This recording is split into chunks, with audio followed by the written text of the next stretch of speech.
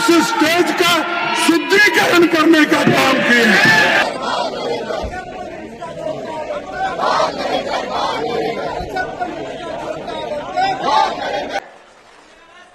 गन्ने का रस 60 रुपए में पेट्रोल मिलता था, आज 110 रुपए में गन्ने का रस बेच रहे हैं। नमस्कार, मेरा नाम है गौरव बाल। आप देख रहे हैं गौरव का चश्मा। उत्तर प्रदेश की योगी सरकार की हवा निकल चुकी है। जिस योगी मॉडल का डबल इंजन की सरकार का दम गोदी मीडिया भरते नहीं थकता था, जिस योगी की चर्चा पूरे देश में हुआ करती थी, जिस योगी को प्रचार करने के लिए भाजपा पूरे देश में बुलाया करती थी, उस योगी सरकार की, उस योगी मॉडल की, उस योगी मोदी की डबल इंजन की सरकार की हवा पूरी तरीके से निकल चुकी है। ये जो हवा निकली है, इसके पीछे क्या बड़ा हाथ दिल्ली का है, यानी कि मोदी और शाह का है?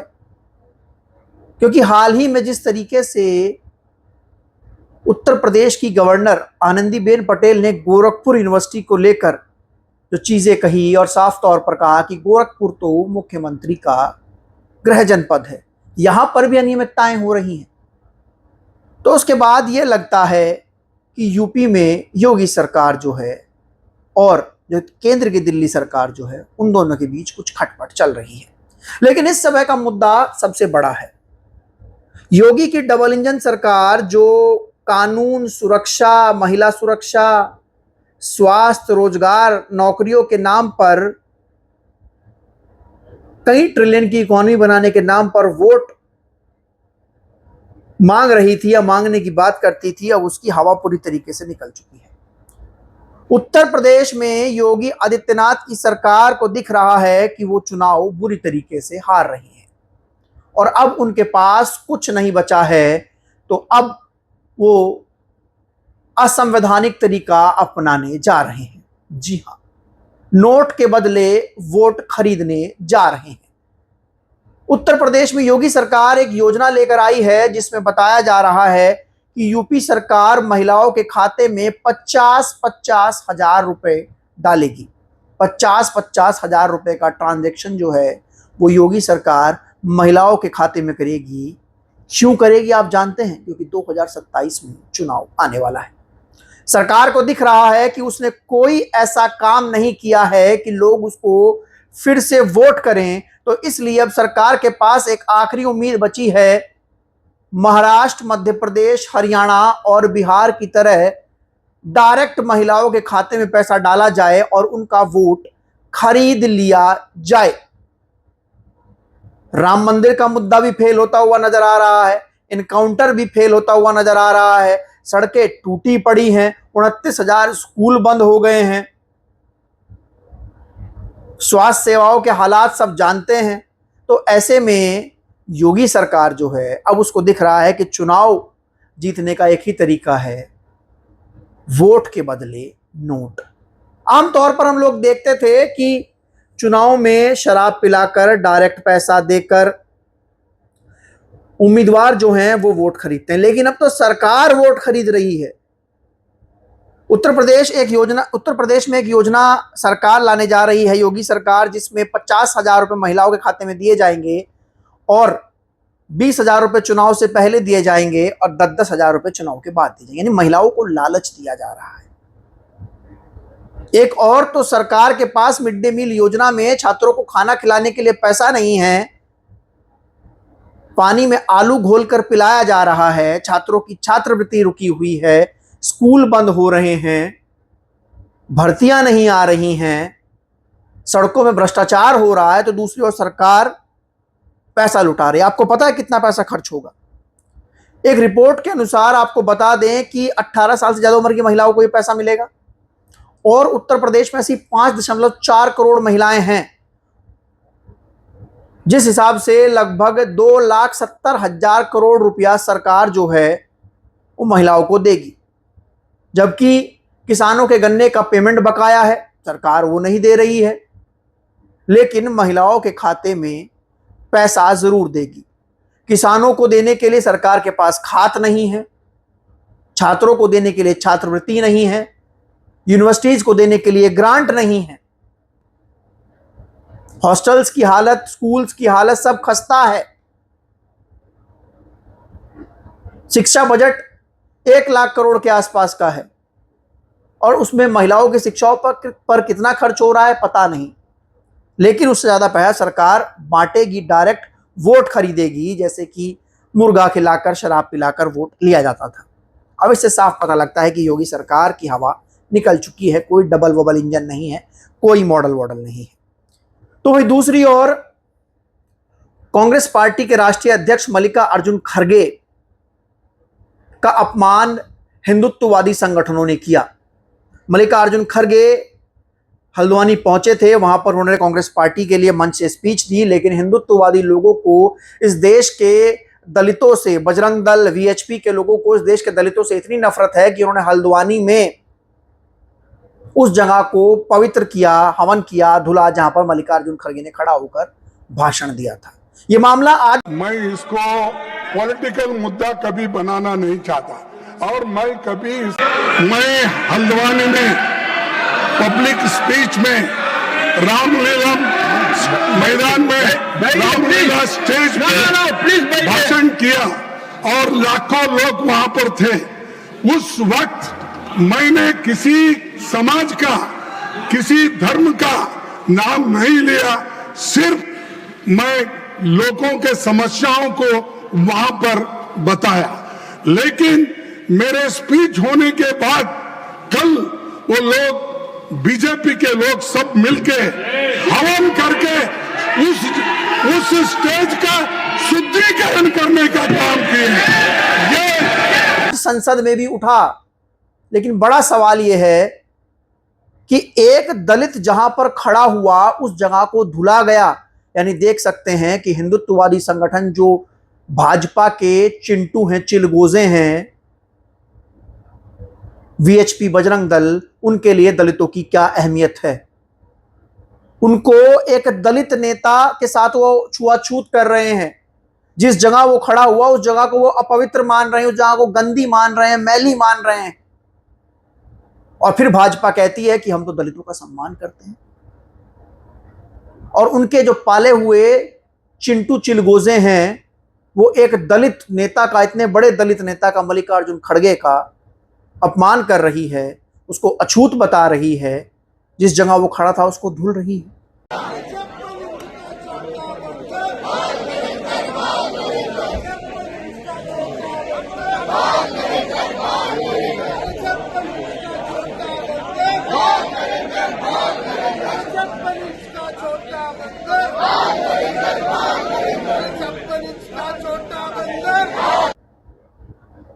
छप्पन इंच का छोटा बंदर बाल नरेंद्र आज संसद भी पहुंच गया।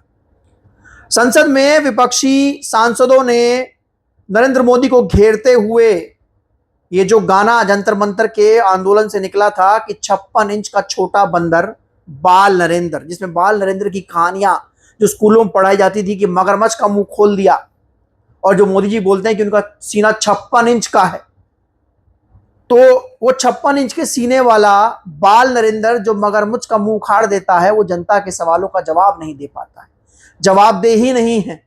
तो गाना बना जंतर मंतर पर कि 56 इंच का छोटा बंदर बाल नरेंद्र। आप देख सकते हैं कि लोगों के भीतर, छात्रों के भीतर सरकार को लेकर कितना गुस्सा है। और आज ये नारा संसद में भी गूंज रहा है। संसद में विपक्ष पूरी दुनिया के सामने बता रहा है कि 56 इंच का छोटा बंदर बाल नरेंद्र, यानी कि जो खुद को कहते हैं कि वो 56 इंच के सीने वाले हैं, वो बाल नरेंद्र जिन्होंने मगरमच्छ के साथ कुश्तियां लड़ी हैं, वो एक छोटा बंदर है। आप कांग्रेस के उस नेता को, राहुल गांधी जी को, अपने खेत में ले जाइए और गन्ने के पौधे में और मकई के पौधे में अगर वो अंतर बता दे तो मैं आप जो कहोगे मैं हार जाऊंगा। राहुल गांधी को आप पूछिए, विश्वविद्यालय के, यूनिवर्सिटी के लड़कों को भ्रमित कर रहे हैं। हम भी कभी विश्वविद्यालय में पढ़े भी हैं, पढ़ाए भी हैं, और बड़ी जिम्मेदारी के साथ ये बात कह रहा हूं। राहुल गांधी अगर विश्वविद्यालय शब्द हिंदी में लिख दे तो मैं उन्हें पप्पू कहना बंद कर दूंगा। मित्रों, IIT, IIM अगर राहुल गांधी हिंदी में लिख करके आपको दिखा दे, बोल भी नहीं सकते, लिखना तो बहुत दूर है, लेकिन अगर हिंदी में बोल करके अगर प्रबंध संस्थान जो होता है उसका फुल फॉर्म हिंदी में, शर्त यह है कि हिंदी में, इटली में, इटालियन में और अंग्रेजी में नहीं, अगर लिख करके दिखा दे तो मैं उन्हें पप्पू बोलना बंद कर दूंगा। इन लोगों को नहीं। उत्तर प्रदेश के बिजली मंत्री ए.के. शर्मा ने कहा कि राहुल गांधी अगर यूनिवर्सिटी की स्पेलिंग यानी विश्वविद्यालय को हिंदी में लिख देंगे तो राहुल गांधी को पप्पू कहना छोड़ देंगे। अगर ये बात कोई और कह रहा होता तो मैं इस पर कुछ ना बोलता, लेकिन ए.के. शर्मा जो कि एक फॉर्मर ब्यूरोक्रेट हैं वो कह रहे हैं। मतलब क्या राजनीति में इस तरीके की चीजें होती है? राहुल गांधी विश्वविद्यालय लिखेंगे तो पप्पू कहना बंद कर देंगे। ये किस तरीके का तर्क है? उत्तर प्रदेश में बिजली से लोग परेशान है, स्मार्ट मीटर ने हवा खराब की हुई है, लेकिन कह रहे हैं कि पप्पू अगर राहुल गांधी विश्वविद्यालय लिख दे पप्पू कहना छोड़ देंगे। तो देश में गैर जरूरी मुद्दों पर बीजेपी बात करती है। अभी बात हम एक सवाल ए.के. शर्मा जी से पूछ लिया जाए कि उत्तर प्रदेश के बेसिक शिक्षा मंत्री संदीप सिंह 4 लाइन हिंदी पढ़ने में दुनिया भर की गलती कर देते हैं। शिक्षा मंत्री श्रीमती को समिति पढ़ देते हैं।